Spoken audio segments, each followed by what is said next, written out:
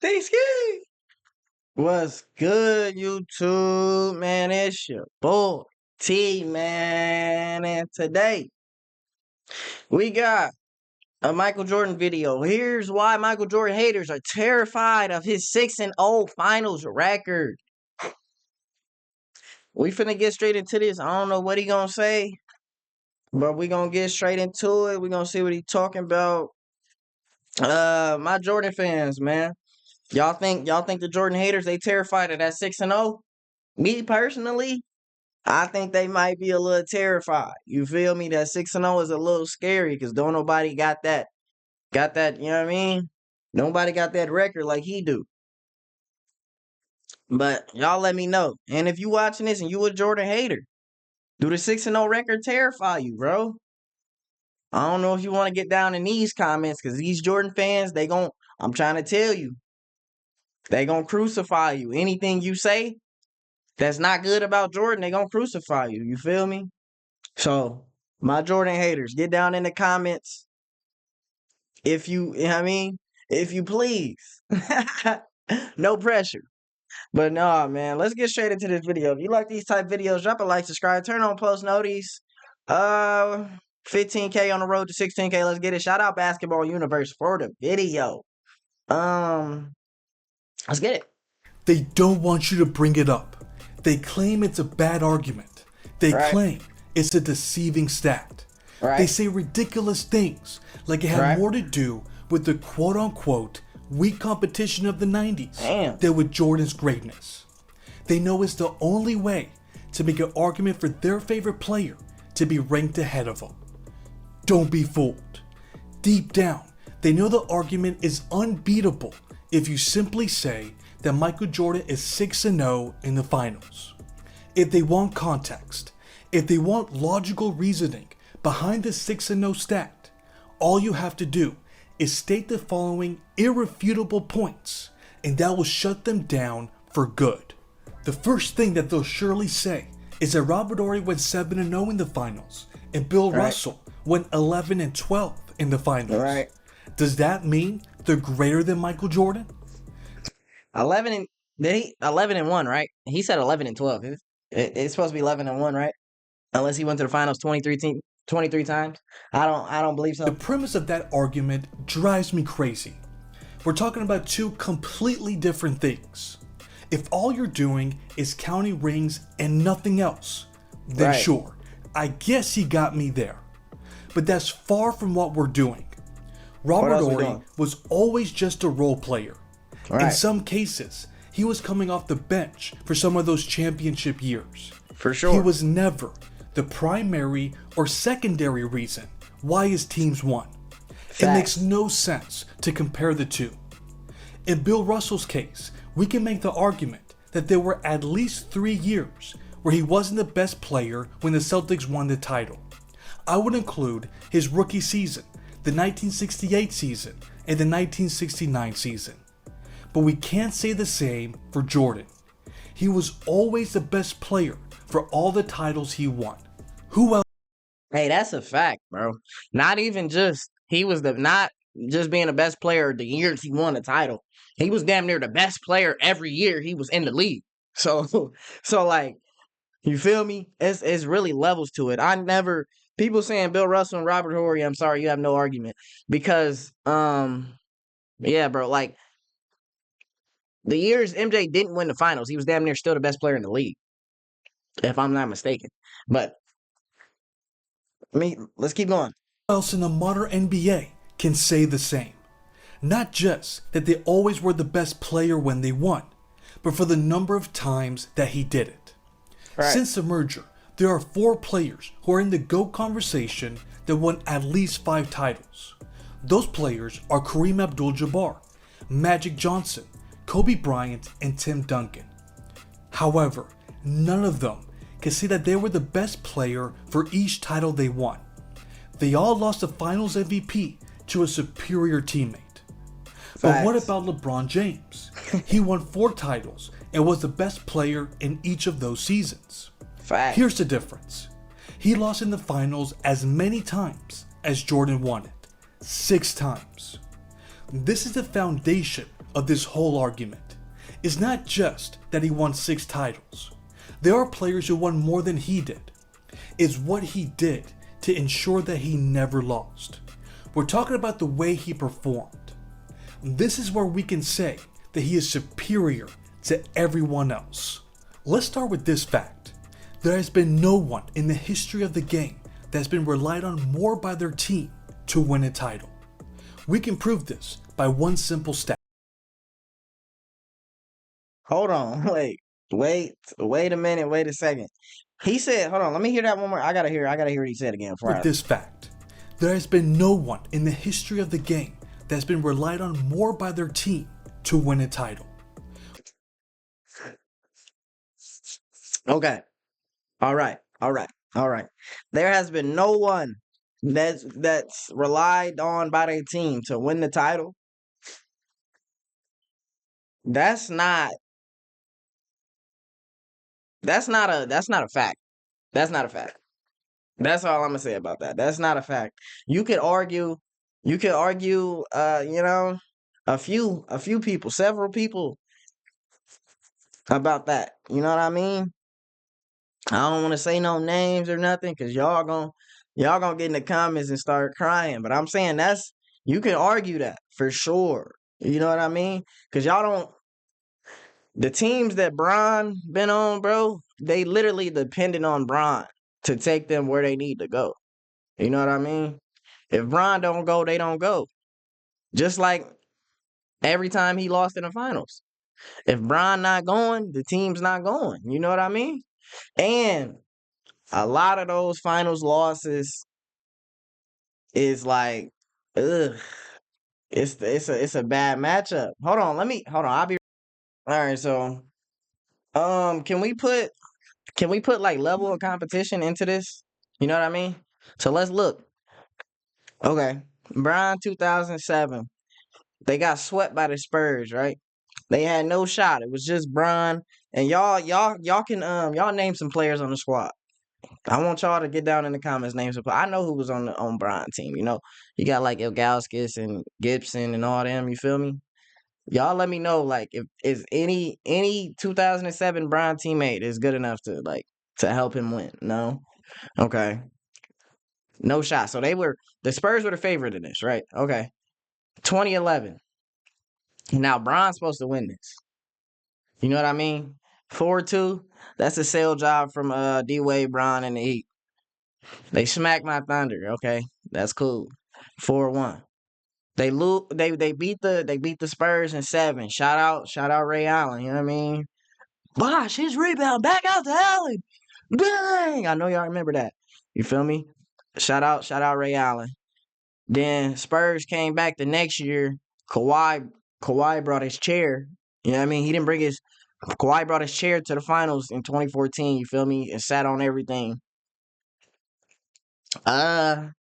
I think the Heat was the favorite in this. I'm not gonna lie. I don't know. I don't remember. But this Spurs team was nice. Don't get me wrong. They was nice. We got the Warriors.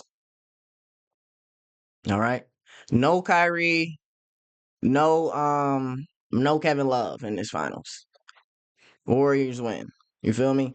Warriors was the favorite coming in because he didn't have his two or second or third option. 2016. He got Kyrie and K Love back. They make the greatest comeback in NBA history. 2017, they go get Kevin Durant. He spanks them. You know what I mean? It's not fair. It's unfair. This is probably the greatest team. This 2017 Warriors is probably the greatest team ever. Like, y'all don't, I argue that with anybody. I'm not gonna lie. Y'all can have the GOAT shit, but this team right here, 2017 Warriors, this is the best team to ever play basketball. I don't care what y'all talk about. 2018, still look, same guys. Swept because LeBron out there with fucking like George Hill as his point guard. You know what I mean? So, and then we got the 2020 bubble. Good win. Easy work versus the Heat. Okay.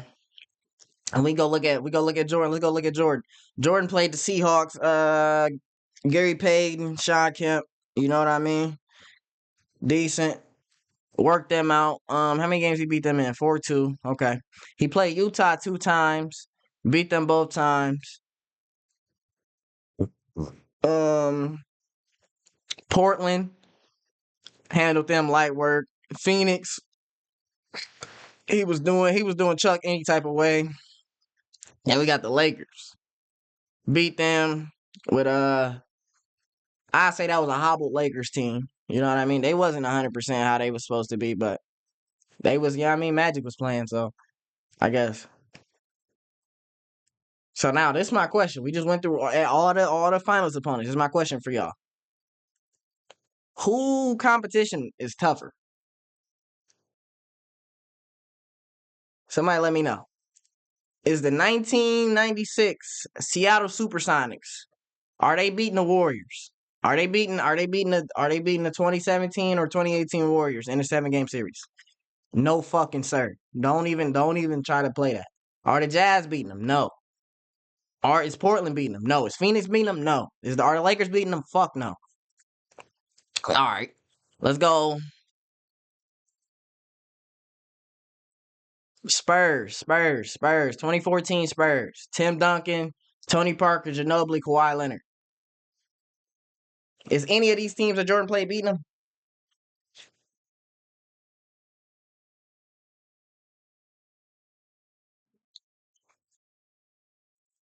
I don't.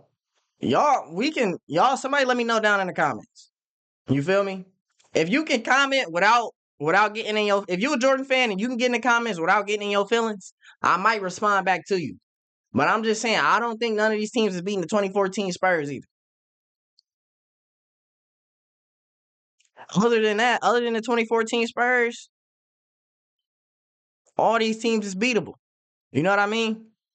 It's a toss up between any other team that Bron played. Thunder.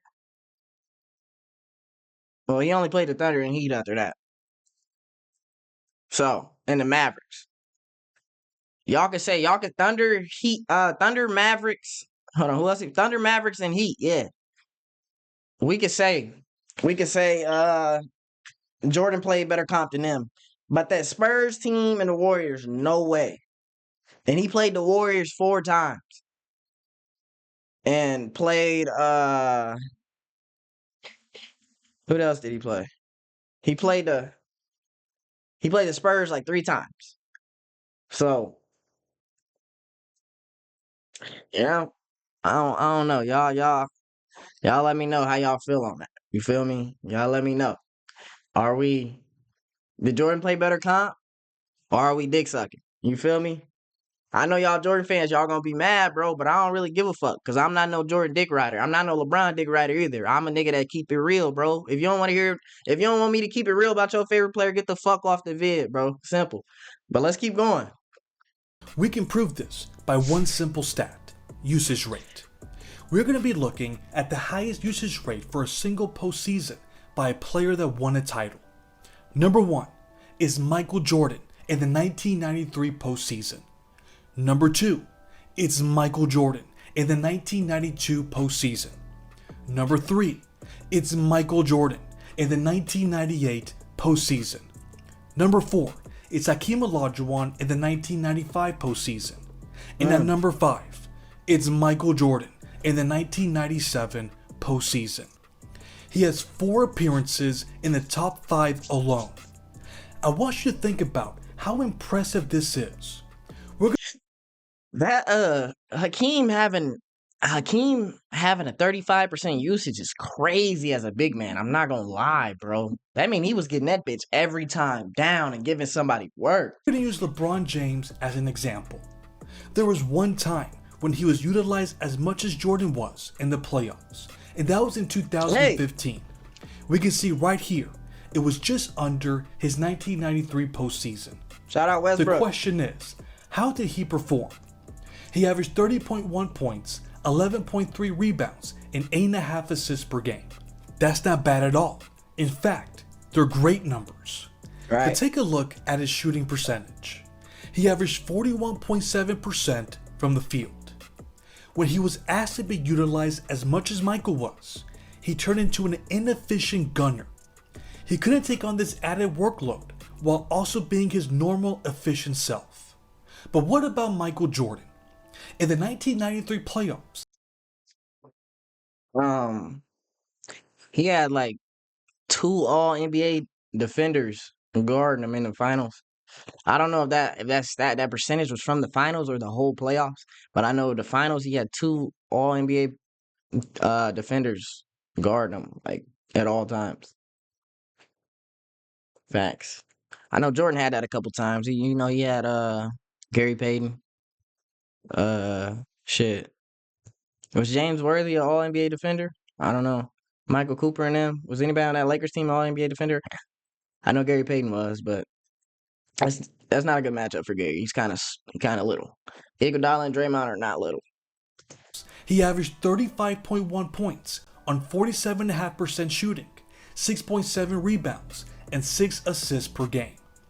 When he was asked to be utilized more than anybody else in playoff history, he went on to average the most points per game by any player in the postseason while winning the title. And yes, he was efficient. Instead of running out of gas in the finals, he went on to average the highest points per game in the final series, 41 points on 51% shooting. Good Lord. This guy's motor is just insane. He did all this after leading his team to back-to-back titles. This was after he posted a 34.7 usage rate in the 1993 regular season, which is the highest usage rate by any player who won the title in the same year. I just gave you 4 unbreakable records that Jordan achieved in just one season. Now that is insane. And we still have 5 more to go. Let's start from the beginning. Hey, and I'm not in here defending Bron, bro. So don't get in the comments talking about, oh, you defended Bron. Bron is the only other person he brought up in the video. Beginning in 1991.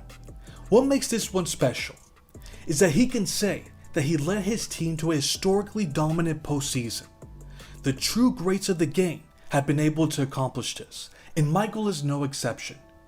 He led his team to a 15-2 playoff record. That is tied for the 4th best win percentage for the shot clock era. They beat their opponents by an average margin of 11.7 points, which is the 5th highest mark ever.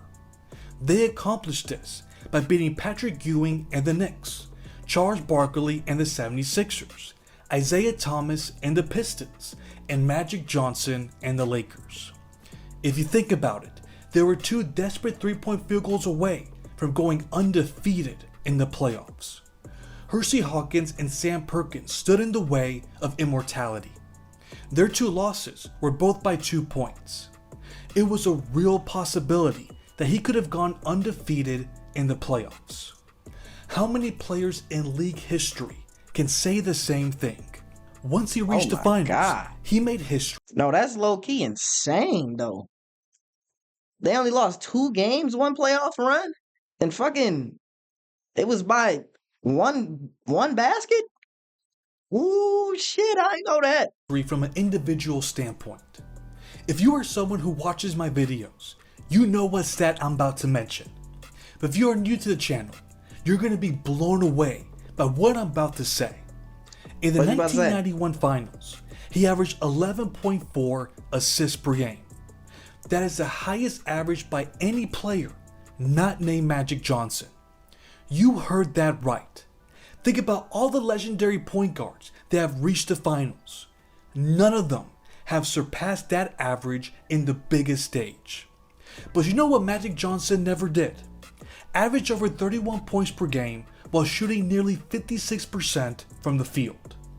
The numbers don't lie. In the finals, we have never, ever seen a better playmaker. For a point of emphasis, we mentioned earlier that Jordan averaged the most points per game in the playoffs while winning the title. Do you know who's second on that list? It's Air Jordan once again. This came in the 1992 postseason when he averaged 34.5 points per game on 50% shooting. He also added 6.2 rebounds, 5.8 assists, and 2 steals per game. The fact that he holds the top 2 slots proves that he is a superior playoff performer over any player. The ultimate example of this came in the first round series against the Miami Heat. He averaged the insane stat line of 45 points on 61% shooting, 9.7 rebounds, 6.7 assists, 3 steals, and 1 block per game. Oh my God, hold the fuck on, boy. He was averaging that versus the Heat. God. Oh my Lord, bro. Why nobody ever tell me he was averaging that versus the Heat, though? That's insane. That's insane, bro. I'm not even gonna lie. What did he say? 45, 9, and 7? God. That's insane, bro. No, that's insane, bro. I just figured it out right now, bro. Why Bron got 6 losses in the finals, bro? It's because he not ball. That's what it is, bro.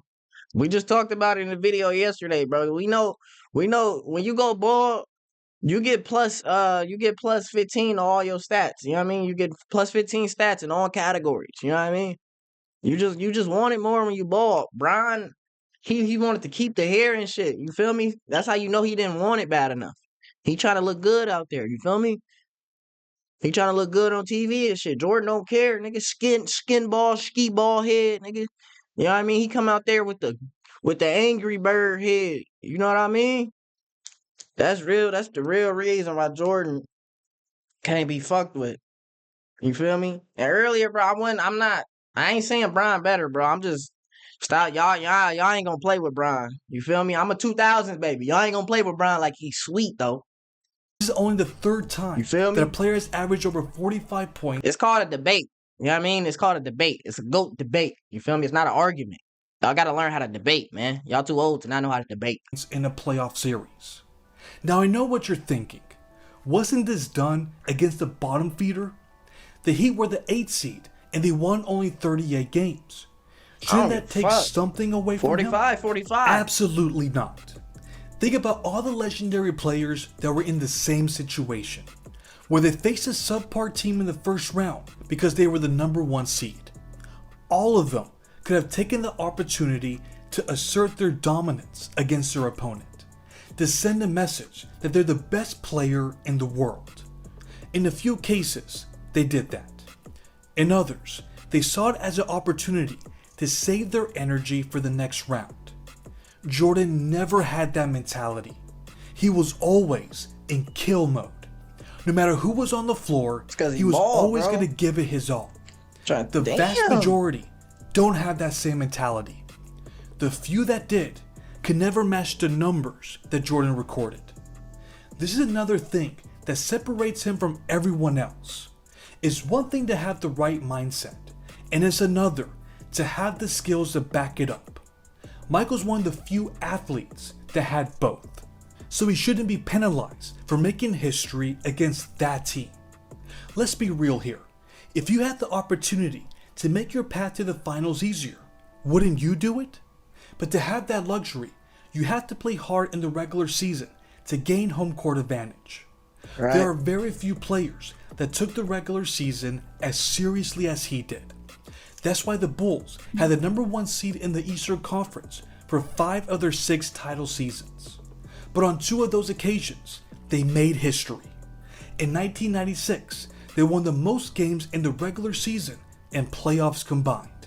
So when you say MJ went 6-0, make sure to include that he was the leader of the winningest team in NBA history. And guess who has the second best combined record? It's the 1997 Chicago Bulls. They went 84-19. It isn't just that he had 2 separate three-peat runs. As much as they want to dismiss that, it's the fact that the second three-peat is the most dominant 3-year stretch in league history. But that doesn't mean it was a cakewalk. They experienced some close calls. Hey bro, I ain't gonna lie, bro. Back 2 three-peats is literally, that's like the greatest accomplishment that Jordan got to me. You feel me? In my opinion. Cause like 3-peating is not easy. And nothing. In no sport, no era, no time ever, bro. 3-peating That mean you was locked in for 3 years straight and could nobody fuck with y'all. 3 years straight, bro. Nowadays, niggas can't even go back to back in the 2020s. You can't even go back to back. So three-peating, retiring, come back, do it again. You got it. You know what I mean? You got it at that point. That put their title hopes in jeopardy. This is where they asked the greatest clutch player to bail them out. In this video that I made, we discuss in detail that his 1997 finals performance is the most clutch series from any player. He had his hands on 3 game winners. Try to find a player that's had more than one in the finals. While you're looking that up, you can then try to find me the number of top 75 players that have made a title clinching shot. The only one is Michael Jordan. If it wasn't for his supreme clutch abilities, maybe he would have gone 4-2 in the finals instead of 6-0. But he made sure that wouldn't happen. So when we say he's 6-0, we're also implying that he's the greatest clutch performer in playoff history. But wait, you haven't even touched Jordan's playoff competition. I wonder why. Are you scared to touch that topic, Mr. Basketball Universe? Let me direct you to this video where I did a deep dive into Jordan's playoff competition versus LeBron's. This will tell you everything you need to know about that ridiculous argument. Now here's the most important point. When we say he's 6-0, we're not just counting his rings. What it really means. Hey, we could do that. We could do that his competition, his finals competition. I want to do that video. We can do that next. Is that no one has ever performed better on the biggest stage. That is why he never lost in the finals. For Michael Jordan haters, that just might be their worst nightmare. That's all I know. But now it's time for you all to weigh in. What do you think was the biggest reason why he went 6-0 in the finals? What would you say to someone who dismisses that stat?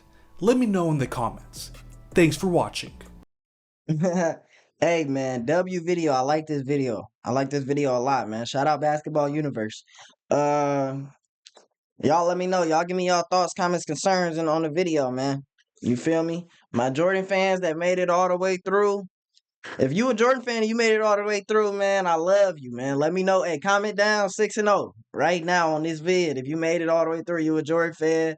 If you just made it all the way through in general, because I know my Jordan fans. I know y'all be in the comments talking, I clicked off the video. What the fuck are you talking about? You feel me? So if you made it all the way through, shout out to you, man. You not, you know what I mean? You not soft on the inside. But yeah, man, we gonna do the little finals opponent video next. Y'all get down in the comments, let me know something. You feel me? I already know. Y'all probably already got in the comments at like 10 minutes into the video. This is a longer video than I expected. You feel me? I talk longer than the video was, but sometimes I just like talking to y'all. You feel me? I probably if y'all get down in the comments and say something, bro, I ain't gonna lie, I probably not even respond on this video. Cause it's gonna be a whole bunch of Jordan crybabies on here. So I ain't even gonna look at the comments, bro. So if you got something to really tell me, go comment it on a different video. I ain't gonna lie. I ain't gonna lie. But it's been your boy T-Ski, man. Don't forget to drop a like, subscribe, turn on post notifications, man. We turned. I'll see y'all tomorrow, man. I'm gone.